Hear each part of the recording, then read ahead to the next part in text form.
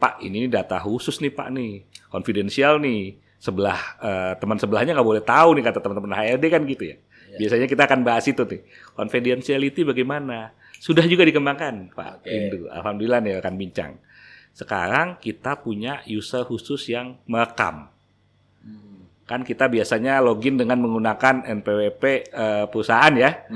Nah, si NPWP perusahaan ini bisa nambahin nih user khusus untuk merekam.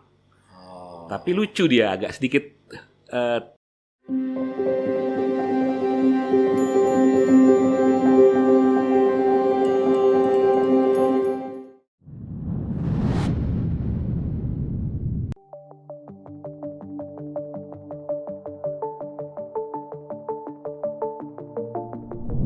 Halo rekan bincang, bertemu kembali di podcast Bincang Emiten yang diselenggarakan oleh Asosiasi Emiten Indonesia.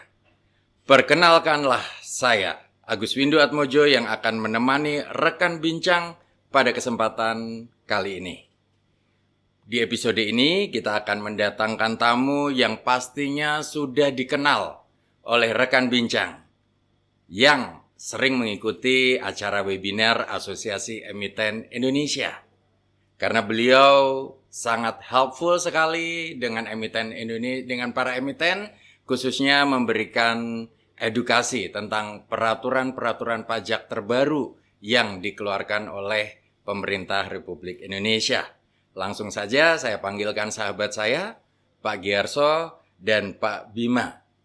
Halo Mas Giarso dan Mas Bima. Halo. Beliau adalah penyuluh pajak pada Kantor Pusat Direktorat Jenderal Pajak. Jadi sumbernya pajak ini beliau berdua. Oke, tentunya juga tentang Peraturan Pemerintah Nomor 58 Tahun 2023 yang kemudian diterbitkan PMK-nya. Ya. 168 tahun 2023. Oke, Pak Giarso dan Mas Bima. Hari Rabu gitu ya. Peraturan Pemerintah Nomor 58 tahun 2023 27 Desember itu keluar nih si PP gitu ya. Nah, tetapi wajib pajak itu baru menerima hari Jumat tanggal 29 Desember 2023. Di mana banyak wajib pajak yang sedang liburan akhir tahun. Nah, ini seperti kado tahun baru buat kami wajib pajak Indonesia. Gitu. Nah, walaupun memang Direktorat Jenderal Pajak juga sudah memberikan sepil-sepil ini tentang peraturan pemerintah 58 gitu ya. Dan banyak juga yang sudah menanggapi tentang peraturan pemerintah 58 ini. Tetapi hari ini kita bersama dengan Pak Giarso dan Pak Bima pengen mengetahui sebenarnya alasannya apa sih PP 58 PMK 168 tahun 2023 diterbitkan pemerintah dan harus segera dieksekusi 1 Januari 2024. Oke. Jadi Mas Giarso dan Mas Bima, latar belakangnya apa sih? Iya, baik. Rekan bincang dari Asosiasi Emiten Indonesia yang kami hormati di seluruh Indonesia. Tadi terkait latar belakang Pak Windu. Siap.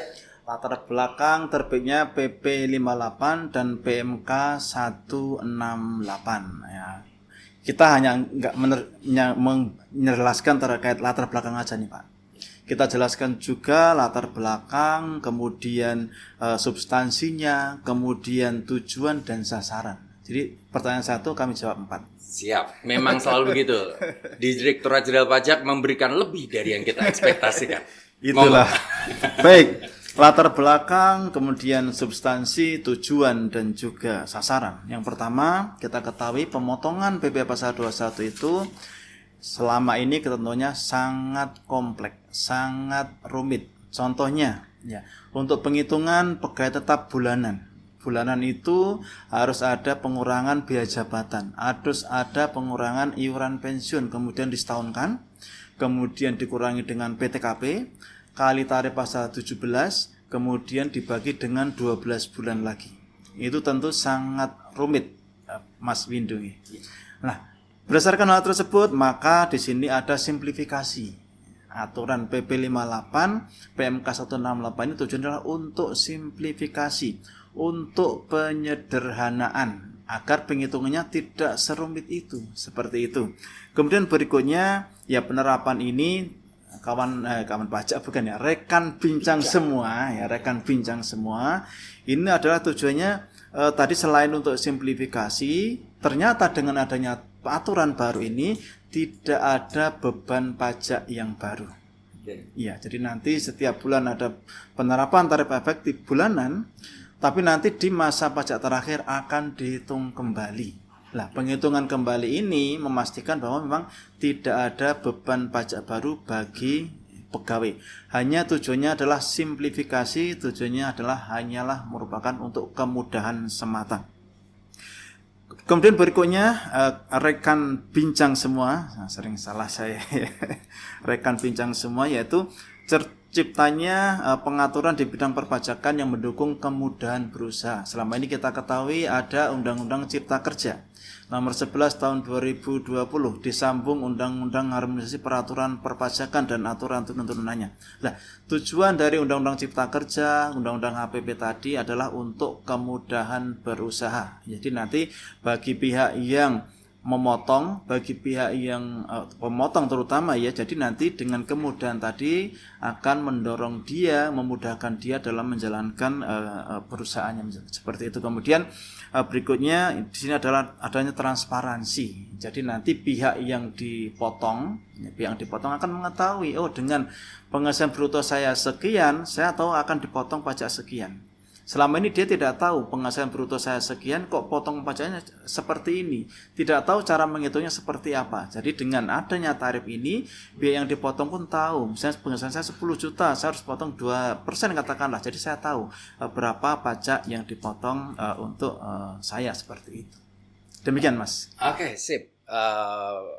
Pak Giarso, bahwa tadi sudah disampaikan tidak ada beban pajak baru ini untuk perhitungan PPh orang pribadi. Betul sekali. Gitu. Karena perhitungan dengan metode lama dengan metode saat ini akan menghasilkan pajak yang sama. Begitu ya. Cuma dalam perjalanan bulanannya yang mungkin akan sedikit berbeda. Gitu. Kemudian menjadi simple karena ya tidak perlu banyak komponen-komponen, hanya bruto kali tarif. Nah, selesai. Itu simplifikasinya seperti itu ya. Betul, dan kemudian juga ada transparansi supaya tidak ada dusta di antara pemotong pajak dengan yang dipotong. Karena yang dipotong dapat secara reguler mengecek apakah benar nggak sih saya pajaknya sebesar itu gitu ya. Karena pada saat terima bonus, terima THR, ini kadang para karyawan yang dipotong pajak ini agak gerundel, deg-deg ser gitu ya. Aduh, gede banget pajaknya, tapi ternyata memang sudah benar pemotongan pajaknya. Iya. Oke, sip, thank you banget bahwa latar belakang peraturan tersebut dikeluarkan memang simplifikasi, kemudian diyakinkan tidak ada tambahan beban pajak dan lebih transparan untuk yang dipotong. Thank you banget. Nah, kemudian tadi kalau kita ngomong PPh pasal 21 pasti objeknya adalah penghasilan, gaji, upah yang diterima oleh orang pribadi atau karyawan, gitu kan. Nah, kemudian tetapi di Indonesia ini kalau ternyata pemotong pajaknya lalai atau kemudian pemotong pajaknya kurang motong, ini kan yang sering terjadi nih, akan dibebani biaya pajak nih. Nah, oleh karena itu sebenarnya subjek dari PP dan PMK ini siapa sih? Gitu, supaya pemotong pajak ini juga tidak dikenakan biaya pajak tambahan gitu loh. Karena kan saya sudah bantuin masih dikenain biaya pajak lagi. Tidak bisa dibiayakan lagi. Nah ini. Jadi siapa subjek dari PP dan PMK ini Mas? Oke, gantian kali ya Pak Windu ya. Sekarang giliran saya nih kebetulan Pak. Ya. Baik, kan bincang nih. Tadi kita sudah mendengar ya yang disampaikan Pak Windu nih. Kalau ngomongin PPh pasal 21 pasti ada pemberi kerja, kan seperti itu ya Pak ya, yang melakukan pemotongan. Karena si karyawan biasanya merasakan, oh pajak saya sudah dipotong sama perusahaan saya. Tapi kalau kita lihat sebenarnya subjeknya atau orangnya ataupun yang terlibat, itu yang motong bukan cuma perusahaan Pak. Orang pribadi pun bisa. Orang pribadi yang memang dia memberikan pekerjaan. Atau sebagai pemotong PP 21 ya? Iya, dia bertindak sebagai pemotong PPh pasal 21. Siap. Nah, apakah hanya badan usaha, perusahaan, ataupun orang pribadi? Tidak. Kita mengenal juga mungkin dinas yang kita biasa bahasanya, instansi pemerintah. Oke. Dia juga kita tahu saat kita bertransaksi dengan instansi pemerintah, kalau kita orang pribadi, kita dipotong juga sama instansi pemerintah. Iya. Itulah salah satu pemotong PPh pasal 21. Oke. Ada lagi nggak yang lain? Ada. Yang biasa memberikan pensiun secara bulanan, secara teratur. Taspen kalau kita kenal. Ya. Nah, mereka melakukan pemotongan PPh pasal 21 atas pensiunan. Itulah pihak salah satunya lagi. Ada masih ada. Kalau suatu badan usaha menyelenggarakan kegiatan. Contoh, dia membuat konser. Oke. Untuk orang-orang yang terlibat di dalam konser tersebut, yang mungkin sebagai panitia kah? Mungkin sebagai mungkin terlibat sebagai pengisi acara kah? Selama dia orang pribadi, maka dia akan dipotong PPh pasal 21 oleh penyelenggara kegiatan. Itu. Jadi ada 4 pihak.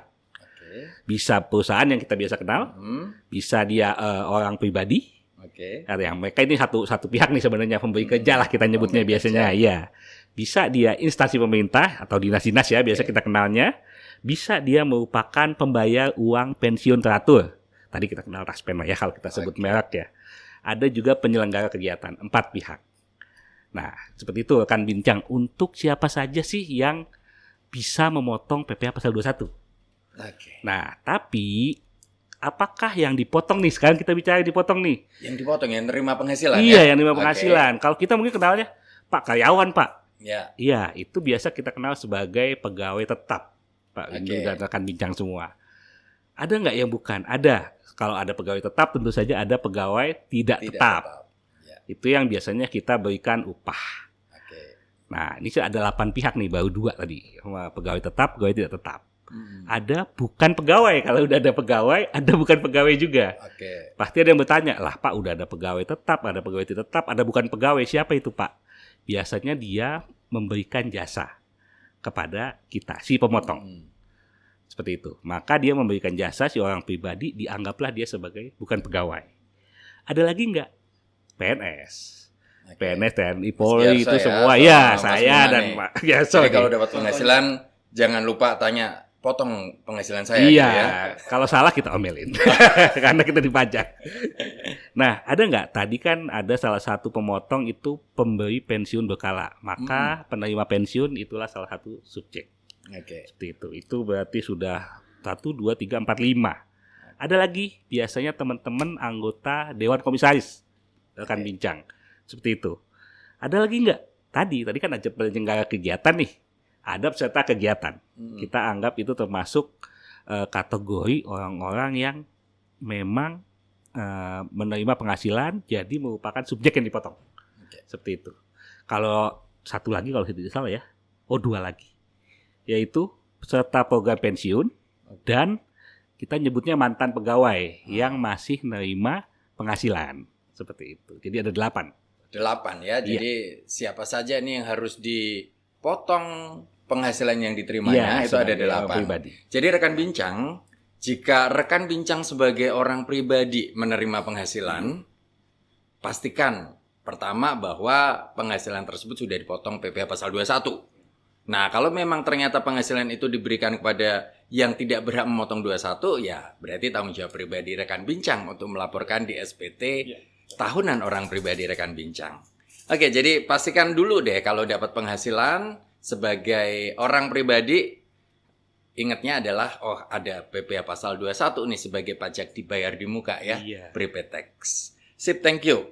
Nah, kemudian rekan Mas Giarso dan Mas Bima, sebenarnya kata-kata tarif efektif, TER gitu ya, bulanan, harian, ini saya itu nggak kaget loh pada saat keluar PP 58, karena saya sudah sebenarnya DJP sudah mengedukasi tentang sepil tadi gitu loh. Akan ada nih tarif efektif bulanan, tarif efektif harian begitu.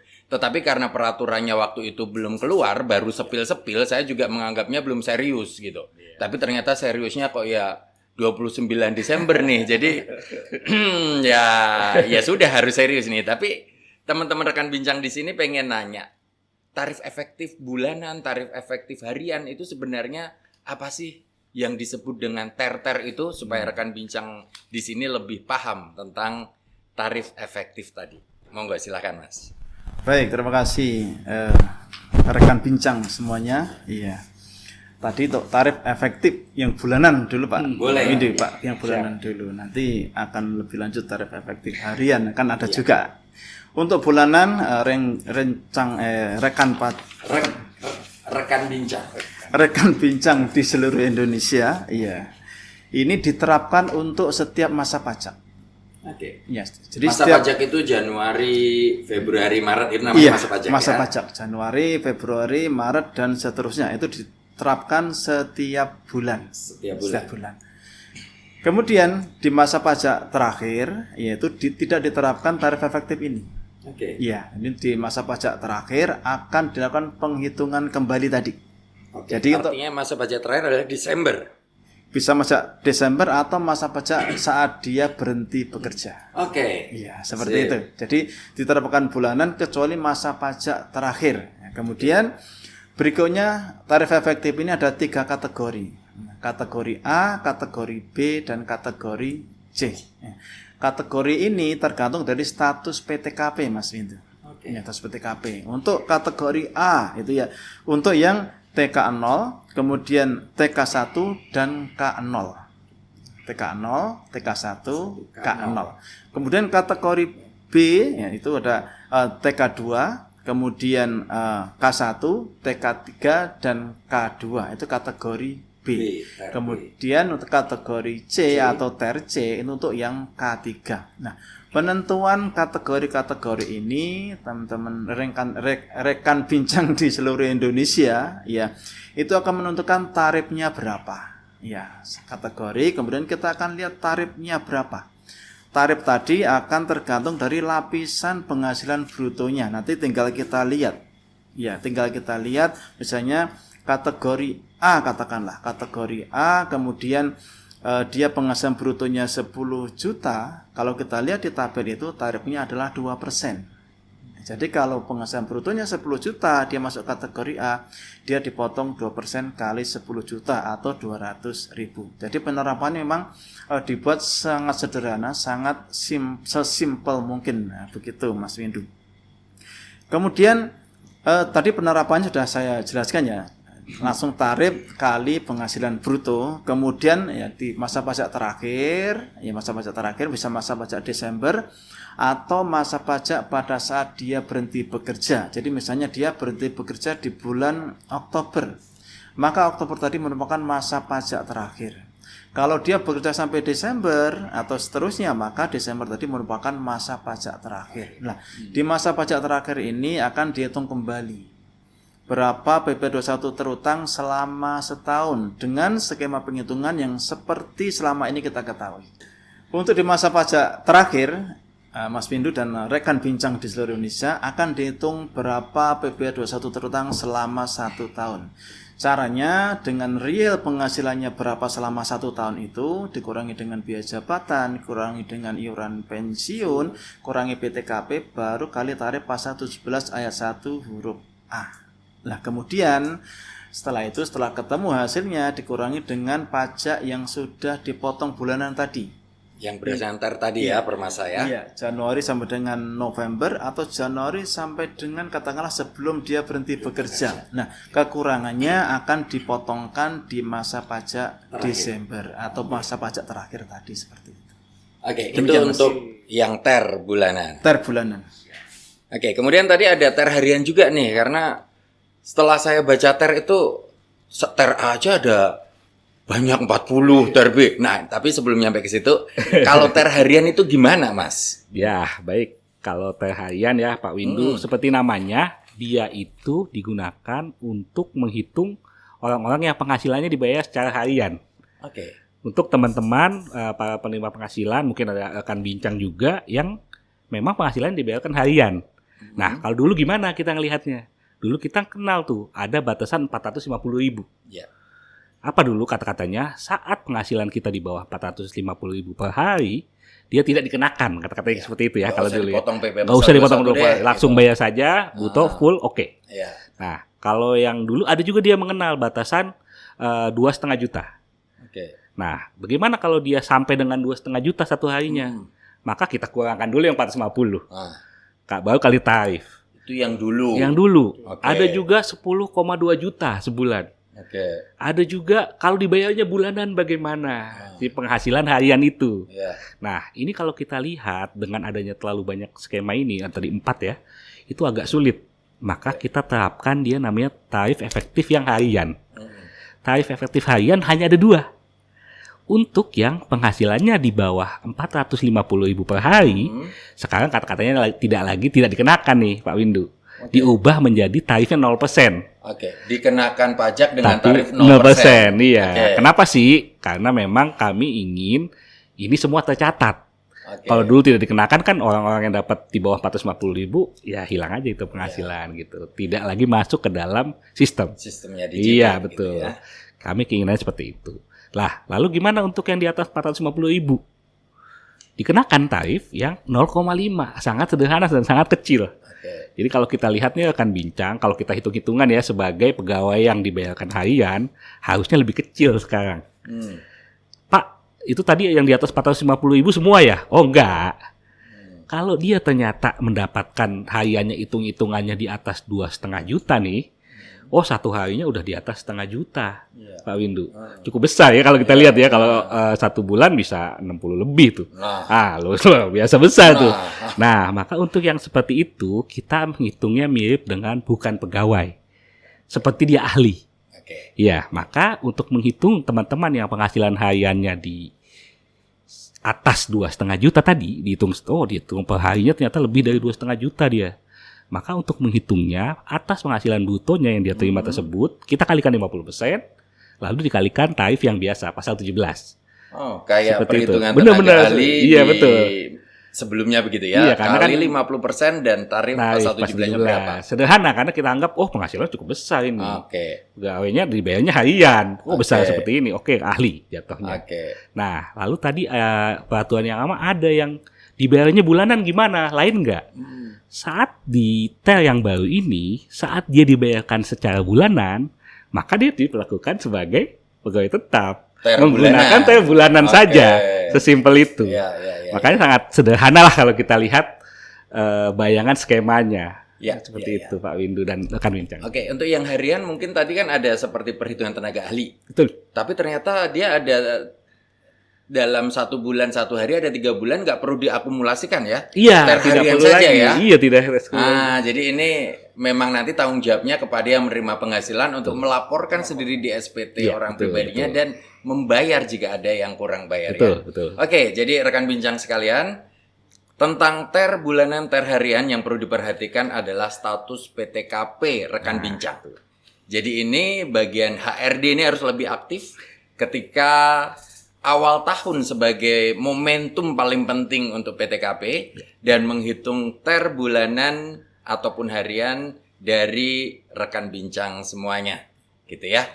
Nah, kemudian ini kalau tadi dibilang bahwa simplifikasi kok ngitungnya hanya penghasilan bruto saja dikalikan dengan tarif TER, gitu ya. Artinya kalau kita lihat penghasilan bruto itu seperti apa begitu kan. Nah, kalau teman-teman rekan bincang sekalian melihat atau sering menerima bukti potong 1721A1 itu biasanya di bagian A ya. Itu yang penghasilan brutonya saja. Nggak usah dikurangin yang B, nggak usah kurang PTKP. Jadi atas penghasilan bruto rekan bincang langsung dikalikan dengan tarif TER-nya. Nah, tetapi ini rekan bincang jadi sedikit agak deg-degan lagi nih karena sebentar lagi kan Lebaran ini akan dapat THR. Pasti brutonya akan naik ini.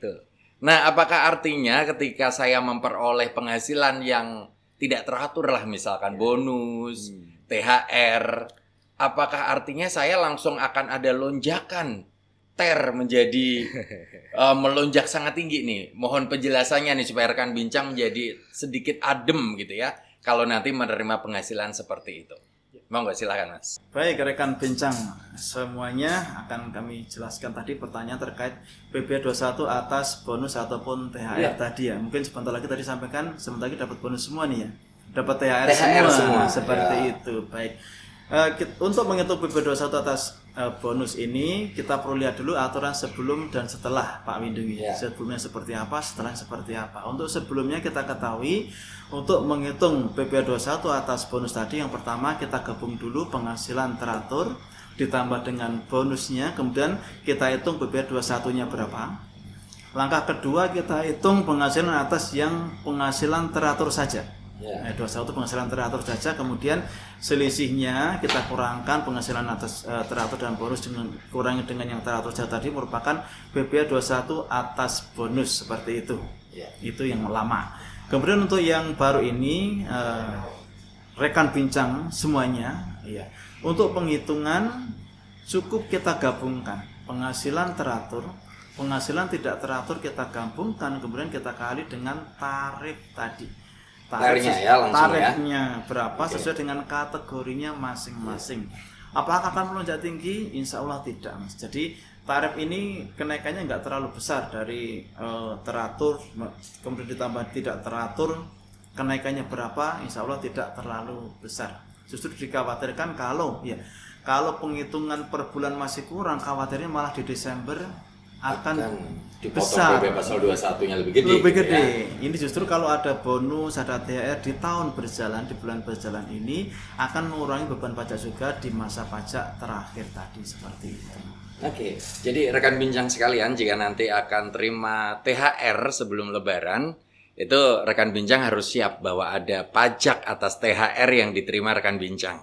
Dan kemudian rekan bincang juga harus siap ini ketika tiap bulan bisa jadi rate-nya bergeser ya gitu ya, karena kan penghasilan bruto yang diterima rekan bincang juga ada naik turun, misalkan ada lembur, kemudian ada tunjangan apa begitu kan. Jadi tidak konstan lah penerimaan take home pay yang rekan bincang terima, karena bisa dapat bergerak rate-nya di THR tersebut. Gitu ya. Oke, nah Mas Gi dan Mas Bima nih, jadi di tahun kemarin ini DJP sudah mengeluarkan aturan mengenai benefit in kind, kenikmatan begitu ya, yang akan dilaporkan ini di SPT wajib pajak nih di tahun 2023 perusahaan gitu, dan bisa juga dilaporkan di orang pribadinya begitu kan, ada dua mekanisme. Nah, yang pengen diketahui oleh saya dan rekan bincang begitu ya, apakah benefit in kind yang diberikan kepada karyawan dan menjadi penghasilan bruto termasuk komponen penghasilan bruto yang harus dihitung pajaknya dengan THR tadi, Mas? Siap Pak Windu. Jawaban sederhananya sih iya ya Pak. Cepet banget ya, padahal pertanyaannya panjang banget. Pertanyaannya panjang Pak. Okay. Tapi jawaban sederhananya iya. Kenapa? Karena memang di PMK yang mengenai natura dan kenikmatan, PMK nomor 66 ya tahun 2023, itu kan dia sudah menyebut bahwa natura dan kenikmatan yang diterima pegawai ini itu sebenarnya objek. Oke. Iya, objek pajak. Pasal 21. 21. Karena kan itu menambah sebenarnya ya penghasilan, baik yang itu berupa sederhana dan lain sebagainya. Tapi tetap kok ada pengecualiannya. Ada beberapa hal yang dikecualikan yang sebenarnya kita tahu sebenarnya di PMK 66 ya, mungkin saya ingatin saja sedikit. Kalau ternyata itu adalah makanan minuman yang diterima semua pegawai. Oh, itu bukan tenang. Iya, kalau teman-teman yang ada pasal 21 dong, karena makan siang bareng segala macam yang memang rutin diberikan oleh pemberi kerja, bukan objek yang itu, tenang. Atau memang dia menerimanya di daerah tertentu. DJP punya tuh kriteria yang menjadi daerah tertentu. Remote area betul. Dan harus ada persetujuan dari Kanwil terlebih dahulu ya. Iya, sederhananya remote area tadi. Ada juga yang memang dia disediakan itu memang karena harus ada dalam pelaksanaan tugasnya. Mungkin contoh paling gampang kalau dia bekerja di daerah yang hazard ya, harus pakai helm. Itu tidak termasuk objek yang itu. Helmnya tidak dihitung sebagai penghasilannya. Seperti itu. Atau yang memang benefit in kind diterima sumbernya dari APBN ataupun APBD. Itu udah jelas lah, mungkin kalau teman-teman lihat yang diterima Mas Bima dong. Iya betul. Dari APBN. Aman dong. Atau ada jenis dan batasan tertentu ya yang kalau ada negatif listnya cukup banyak gitu. Nah, dari sisi tersebut BIK ataupun natura kenikmatan ya kalau dibahas perpajakannya masuk objek. Di dalam di objek PPh pasal 21. Di dalam PMK 66 sudah cukup banyak contoh sebenarnya. Tapi di dalam PMK 168 lebih banyak lagi nih Pak Windu contohnya. Ini memang kami berikan di dalam PMK 168 agar para pemberi kerja bisa dulu di PMK 66 kok ada yang masih saya sedikit abu-abu ya, ini masuk objek kah, lalu cara menghitungnya gimana, apakah kalau sekarang dengan ada jumlah juga dulu, itu sedikit lebih jelas lagi di PMK 168 ini di lampiran tuh contoh-contohnya Pak Windu. Oke, Seperti sip. itu. Jadi rekan bincang, kalau rekan bincang menerima benefit in kind atau kenikmatan Iya. dari kantor, itu nanti akan dihitung oleh bagian payroll Iya. perusahaan rekan bincang, sehingga akan menambah penghasilan bruto dan akan dikenakan pajak berdasarkan TER dari jumlah bruto dari penghasilan gitu. Sip, thank you banget. Untuk yang benefit in kind natura kenikmatan, kami sedang menunggu daftar nominatifnya ya. Belum keluar ini sepertinya ya. Karena perusahaan akan lapor kan harus Betul. melampirkan daftar nominatif. Siap. Gak apa-apa, Siap. kita tetap setia menunggu. Siap. Oke, Mas Giarso dan Mas Bima tadi disebutkan dalam TER bulanan gitu ya, khususnya untuk pegawai tetap, itu sebenarnya perhitungan pajaknya setahunnya sama dengan aturan pajak pasal 17 Undang-Undang Pajak Penghasilan. Gitu. Tetapi dalam perhitungan masanya yang menjadi bergeser. Bergesernya itu bisa lebih tinggi atau lebih rendah dibandingkan perhitungan dengan cara yang lama. Kita ngomongnya cara karena kan sebenarnya angka akhirnya sama. Nah, kemudian ekstrimnya Mas gitu.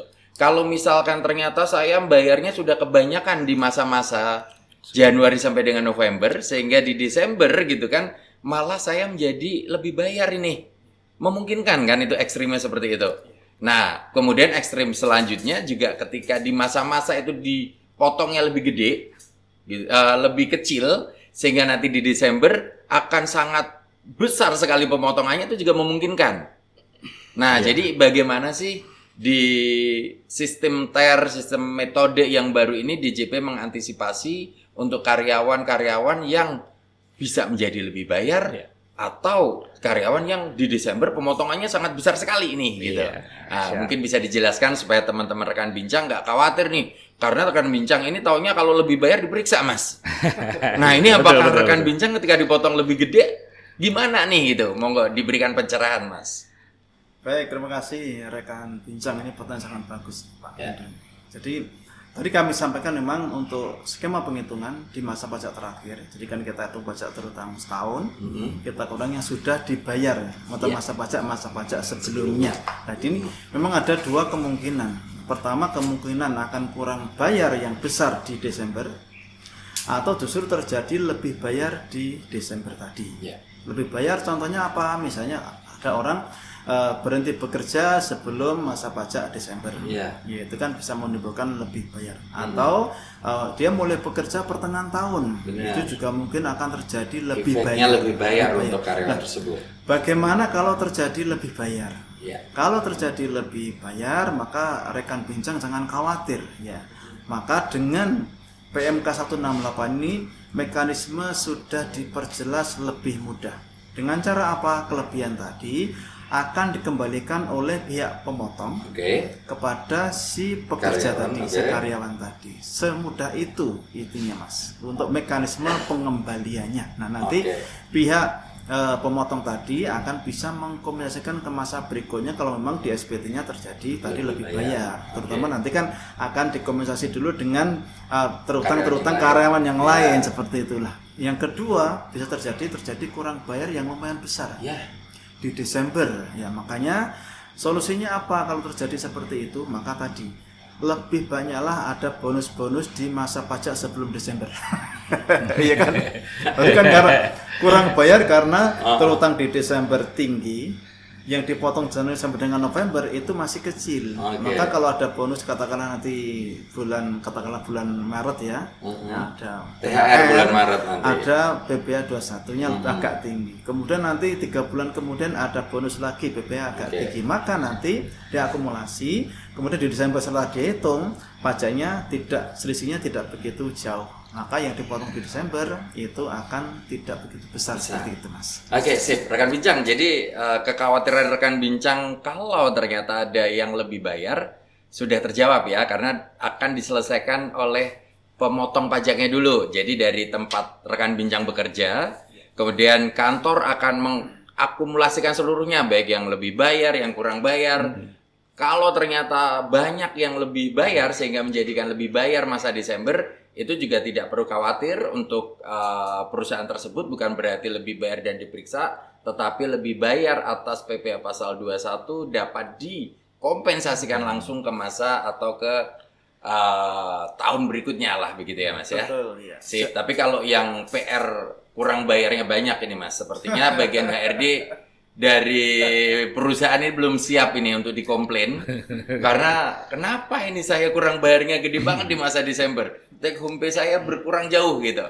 Nah, oleh karena itu teman rekan-rekan bincang dapat melihat secara reguler perhitungan PPh 21-nya sudah benar atau belum, supaya teman bincang lebih bijak ketika menanyakan kepada HRD-nya kenapa berkurang di bulan Desember itu ya. Sip, thank you banget. Jadi tentang lebih bayar kurang bayar dapat terantisipasi gitu ya dengan PMK 168 ini. Oke, kemudian dengan cara yang lama itu kan sudah kita ngitungnya biasanya pakai sistem jadi lapor ISPT atau apa. Nah, dengan adanya perubahan cara dengan PP 58, PMK 168, apakah ada yang berubah? Bagaimana pemotong pajak melaporkan ke Direktorat Jenderal Pajak? Apakah ada yang berubah atau tetap sama saja? Monggo diberikan pencerahan ya. Ya, mungkin saya yang bantu jawab nih Pak Windu. Monggo Mas Bima. Aplikasi ya, kita membahas aplikasi nih berarti nih. Kalau dulu kita kenalnya ISPT ya. ISPT PPh pasal 21. Pasal 21, ISPT 21. Dulu ISPT 21 kan diinstal di komputernya, akan bincang semua ya, betul ya seperti itu ya? Iya.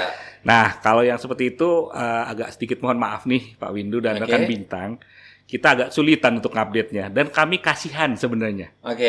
Kalau rekan bincang harus menginstal lagi-lagi, menginstal yang baru di dalam komputer. Versi tahun 2019, betul. Versi 2020 gitu ya. Itu agak ya kurang kurang modern ya kita melihatnya. Maka memang ini sedikit kami geser menjadi bentuk web. Dengan alasan toh selama ini rekan bincang juga sudah cukup fasih menggunakan yang unifikasi, e-Bupot unifikasi. Maka kami geser juga yang ISPT 21 aplikasi yang desktop menjadi aplikasi web. Saat ini sih nama sementaranya masih e-Bupot 21. Kata-katanya seperti itu. Nah, e-Bupot 21 ini jadi kita pakai kapan?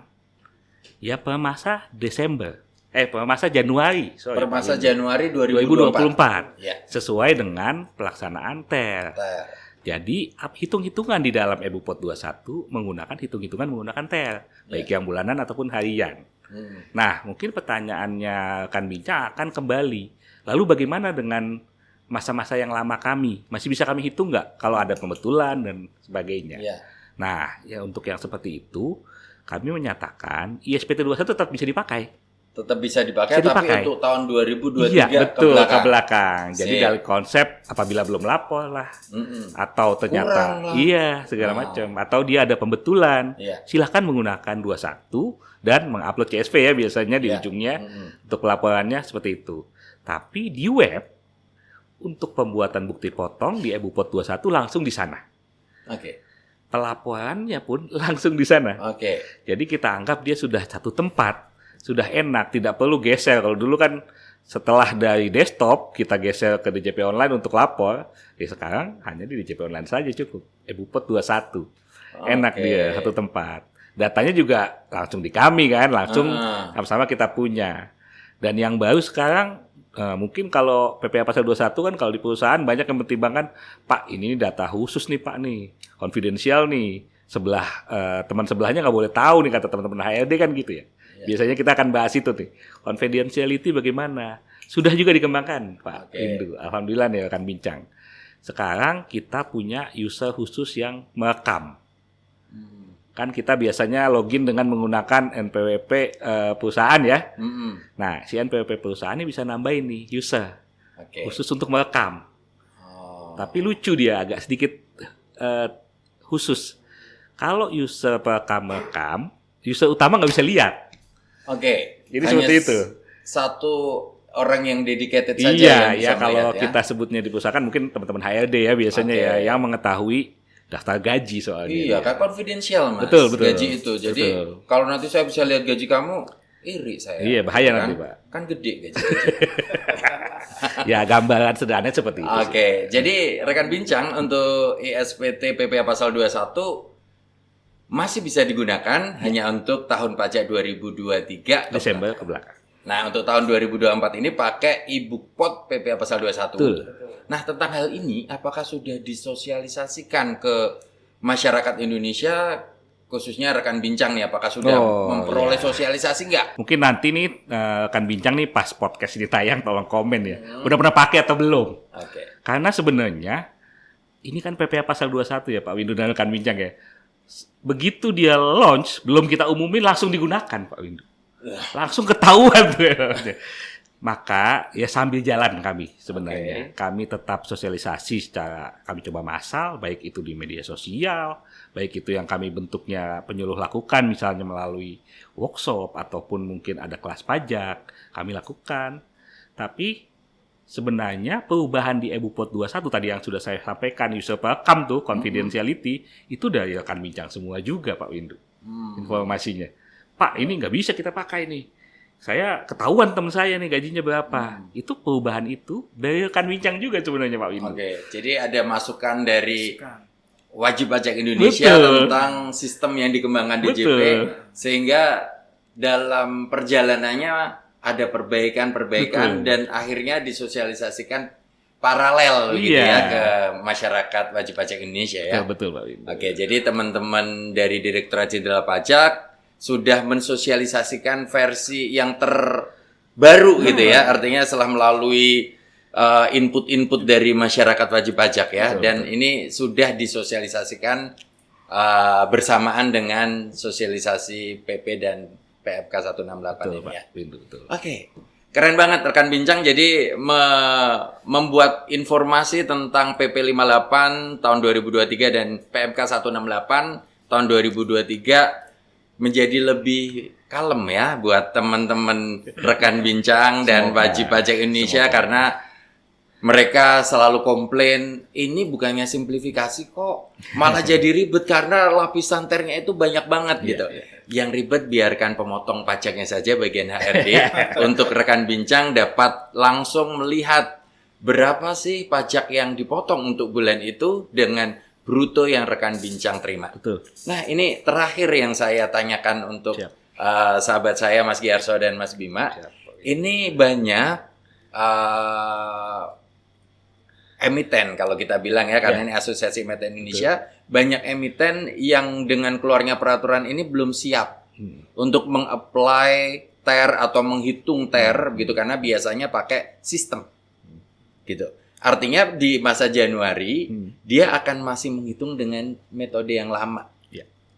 Sampai kemudian dikembangkan TER baru jadi di Februari nih. Gitu kan? Nah, bagaimana apakah yang TER yang Januari tadi dengan sistem yang lama harus kami betulkan dengan TER yang dimulai 1 Januari karena kami memang bukan karena nggak comply. Kami belum siap waktu itu sarananya, kemudian mensosialisasi ke karyawan. Apakah ya sudah Januarinya tetap pakai yang lama, Februari baru TER. Nah, ini gimana nih? Ini supaya bagian HRD emiten Indonesia menjadi lebih confidence kalau ternyata di bulan Januari atau bulan-bulannya belum siap dengan TER. Tetapi mereka tetap lapor gitu loh. Gimana Mas supaya tidak kena sanksi? Ini terakhir aja. Monggo Pak Giarso memulai. Oh ya, baik. Terkait tadi ya, sebenarnya Februari baru siap seperti itu Mas. Harusnya kan Januari udah mulai perhitungan TER, pelaporan e-book pot gitu. Tadi udah disampaikan oleh Mas Bima bahwa untuk aplikasi yang lama tadi kan hanya bisa digunakan sampai dengan untuk masa pajak Desember 2023 ke belakang seperti itu. Maka mulai Januari tahun 2024 dan seterusnya memang harus menggunakan e-book pot 21 yang baru ini. Nah, bagaimana kalau baru siapnya Februari? Ya silakan untuk yang Januari ya tinggal kalau sudah dilaporkan tinggal dibetulkan. Tapi saya yakin belum pakai yang Januari pasti belum bisa masuk kan. Ya tinggal dibuat Mas untuk yang mulai Januari tolong di entry dengan menggunakan aturan yang baru ini seperti itu. Jadi dan seterusnya. Teman-teman DJP ini masih menunggu rekan bincang untuk memperbaiki yang mulai 1 Januari 2024 ya. Kalau ngitungnya dulu dengan sistem lama, ya silakan diperbaiki dengan seri yang baru karena sudah nggak bisa lagi pakai metode yang lama ya. Jadi oke, mungkin izin Pak Windu nambahin sedikit aja. Monggo Mas. Kan kalau bayangan saya nih Pak Windu, sebenarnya kan untuk daftar gaji pegawai itu kan pasti teman-teman HRD rekan bincang semua punya nih. Punya. Pasti ada kan ya? Iya dong. Jadi kan sebenarnya si aplikasi EbuPot ini bisa menerima angka tersebut Pak Windu. Langsung dimasukin satu-satu keluar angka pajaknya. Satu-satu ya? kan mungkin capek ya Pak Windu ya. Jadi ada sebenarnya menu impor. Iya, ada menu impor nih Pak Windu di EbuPot 21. Dia bisa menerima 10.000 baris. Oke. Yang kita masukin apa? Ya untuk sederhananya sih hanya NPWP si pegawai plus penghasilan brutonya aja. Berapa? Langsung pajaknya langsung ketahuan pajaknya. Langsung dari pajak itu kita bayar. Iya, bisa kita bayar, bisa kita lapor untuk masa yang Januari dulu. Mungkin nanti kan sambil kita hitung di Januari itu mungkin ada beberapa yang wah ini kok salah ya brutonya ya. Mungkin kan ini karena baru kali ini ya kita pakai angka bruto saja gitu ya. Masih ada lah misalnya natural belum masuk lah. Ada tambahan bruto yang lain, penghasilan yang lain. Nah, disitulah baru kita pembetulan. Oke. Mungkin yang kami mohon dari sisi DJP seperti itu nih rekan bincang. Laporkan dulu si Januarinya. Oke. Karena nggak ada cara lain ya harus pakai EbuPot 21 nih posisinya. Silahkan mungkin dikilik sedikit aplikasinya ini seperti apa sih. Bisa nggak sih saya lapor dahulu, mungkin kita input satu-satu. Tapi kalau 3.000 mah sayang Pak, jangan. Ada menu impor, silahkan mungkin bisa dilihat di bagian help-nya itu.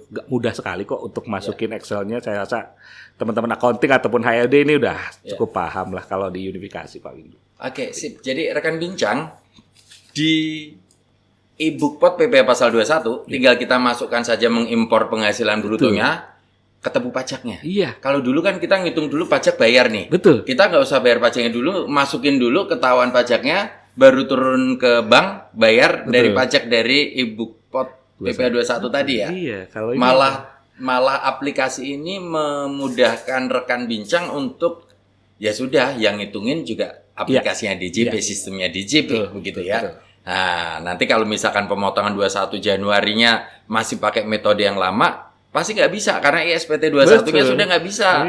Harus pakai EbuPot PPh pasal 21. Nah, silakan dimasukkan. Kalau ada yang kurang, betulkanlah di masa Januari 24. Oke, itu pertanyaan terakhir, keren banget. Dan saya selalu appreciate sama sahabat saya, penyuluh pajak kantor pusat Direktorat Jenderal Pajak, yang sepertinya tidak pernah bosan membantu anggota emiten Asosiasi Emiten Indonesia gitu. Nah, jangan bosan membantu kami karena kami selalu menantikan aturan-aturan baru dan kepada siapa kami bertanya kalau bukan kepada sumbernya. Begitu ya. Nah, oke. Sebelum kita akhiri ini, apakah ada kata terakhir dari Mas Giarso, Mas Bima untuk PP Peraturan Pemerintah 58 tahun 2023 yang diatur kembali dengan PMK 168 2023. Monggo silakan Mas.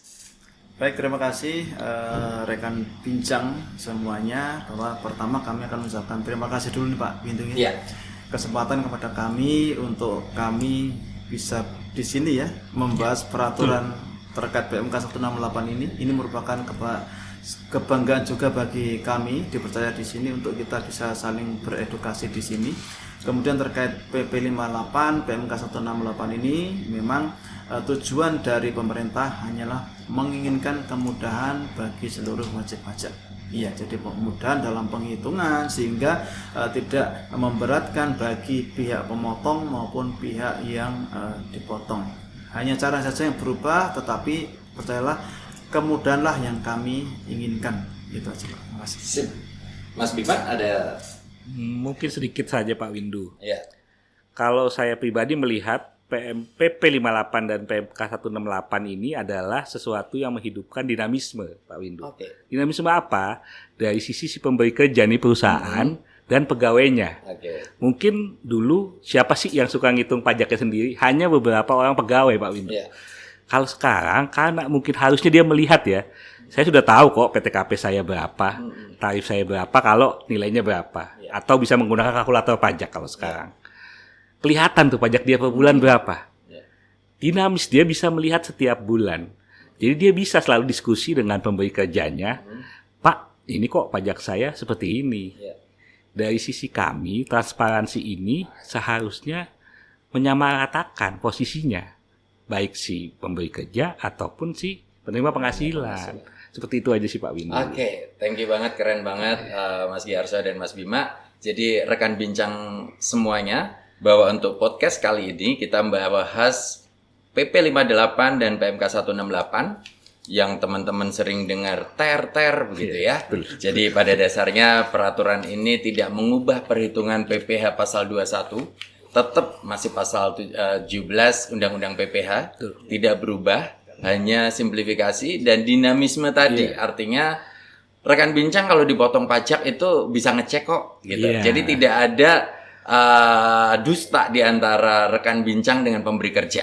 Bisa cek kok, walaupun rekan bincang latar belakangnya teknik, latar belakangnya hukum, tapi kalau masukin saja di aplikasi yang disediakan DJP langsung tahu, oh benar kok perhitungan pajak saya.